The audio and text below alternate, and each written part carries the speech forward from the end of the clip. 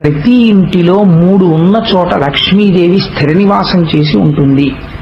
ఒకటి, తులసి చెట్టు ఎండిపోకుండా ఇంట్లో ఉండాలి. ఎప్పుడు తులసి చెట్టు ఎండిపోతోందని అనుమానం వస్తే మార్చాలి, ఇంచేత తులసి చెట్టు ఉండాలి.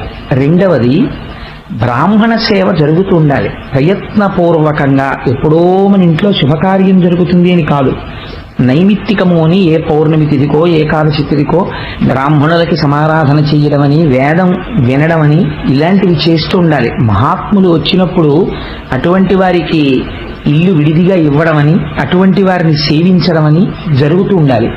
మూడవది, లక్ష్మీదేవి యొక్క స్థిరమైనటువంటి నివాసాన్ని ఎవరు అపేక్షిస్తున్నారో అటువంటి వాళ్ళు తగినంత కారణం లేకుండా పగటిపూట ఇంట్లో అదే పనిగా నిద్రపోయే తత్వం ఉండకూడదు. ఈ 3 నా సొంతంగా చెప్పానని మీరు అనుకుంటున్నారేమో.